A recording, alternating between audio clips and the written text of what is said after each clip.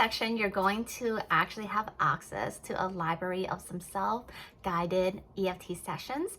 Some of them will be scripts that you can kind of read and go through yourself as you become more familiar with the EFT practice.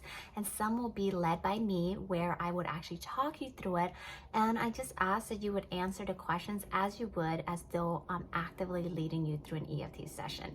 Please keep in mind that these sessions are going to be more surface level EFT sessions. So they may be around things such as like how to tap through like feelings of overwhelm or feelings of anxiety, things of that nature.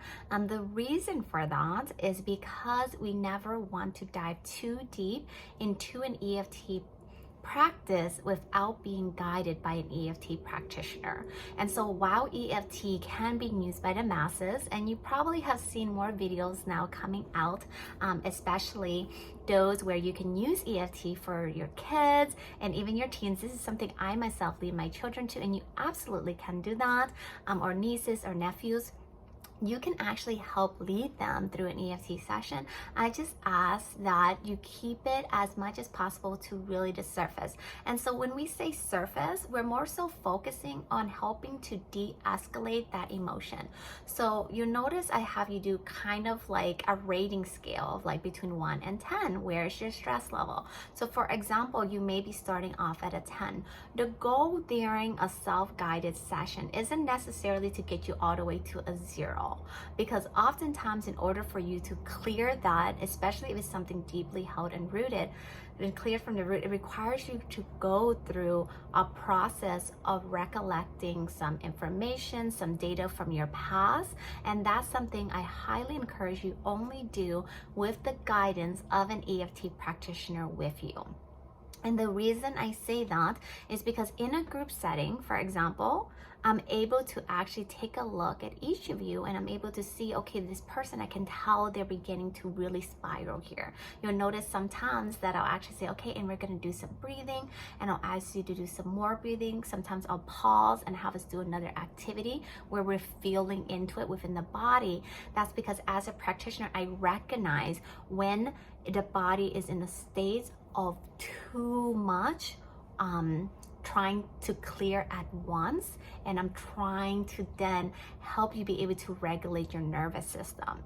So because of that, we stay in the surface, so we don't focus, especially in a guided a non-guided one where it's self-paced, on anything that's super deeply rooted. Instead, we focus on getting you from that 10 to maybe like a 7, or even perhaps to like a 5. But we don't go into any memories for that reason. It could cause things such as re-traumatization. It could cause you to spiral without a help of a practitioner coming in to actively guide you. In a one-on-one container, I'm better able to do that because I can see how you're reacting to a specific question I ask, where your mindset is, because you're able to actually speak it out loud, and I'm on the receiving end and able to listen.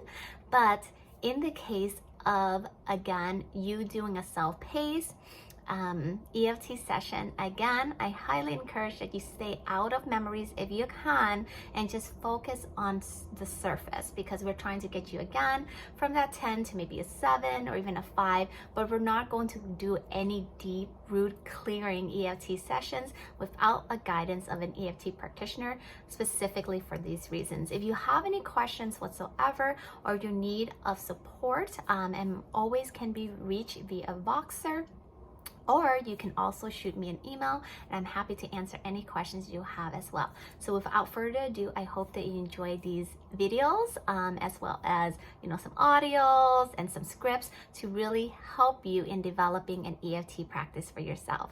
I'll catch you in the next lesson, friends.